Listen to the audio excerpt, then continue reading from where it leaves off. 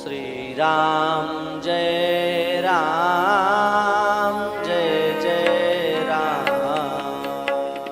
हमारी पवित्र परंपरा श्री रामानंद परंपरा है,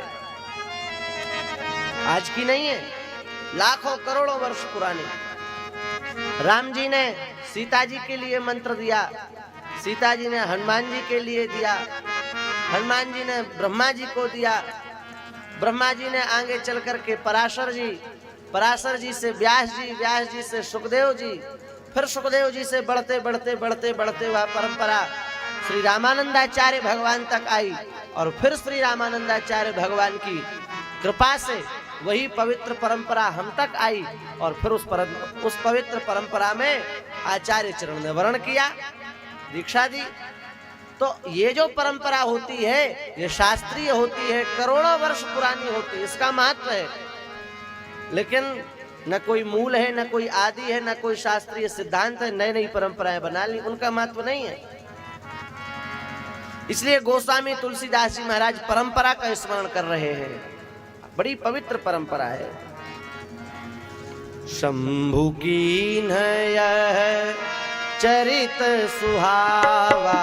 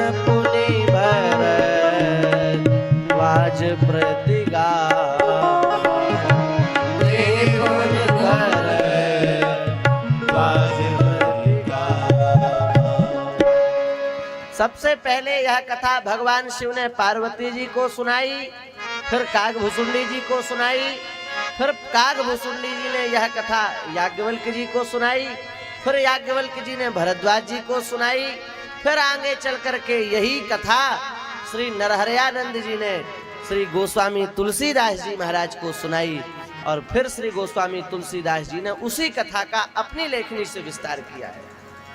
गोस्वामी जी कह रहे हैं, मैं पुनि निज गुरु से न सुनी कथा सो सुकर खेत, समुझी नहीं तस बालपन तब अति रयो अच्छे, समुझी नहीं तस बालपन तब अति रयो अच्छे। गोस्वामी जी कह रहे हैं कि शोरों की पवित्र भूमि पर थोड़ी बहुत समय नहीं, वर्षों पर्यंत मैंने अपने सद्गुरुदेव भगवान से इस दिव्य कथा का श्रवण किया, लेकिन उस समय अच्छे से समझा नहीं क्योंकि बाल्यावस्था थी, पर सद्गुरुदेव भगवान की कृपा से बाद में कथा के रहस्य का बोध हो गया। तो इस प्रकार से रामचरितमानस के 4 वक्ता हैं, 4 श्रोता हैं। पहले वक्ता शंकर जी और पहली श्रोता पार्वती जी, और संवाद हुआ है कैलाश पर्वत पर। रामचरितमानस के दूसरे वक्ता कागभूषुंडी जी और दूसरे श्रोता श्री गरुड़ जी, और संवाद हुआ है नीलगिरी पर्वत पर। रामचरितमानस के तीसरे वक्ता श्री याज्ञवल्क्य जी और तीसरे श्रोता श्री भरद्वाज जी, और इनका संवाद हुआ है तीर्थराज प्रयाग में। और रामचरितमानस के चौथे वक्ता श्री नरहरयानंद जी और चौथे श्रोता श्री गोस्वामी तुलसीदास जी महाराज हैं। इन 4 श्रोता और 4 वक्ताओं की यह दिव्य परंपरा है।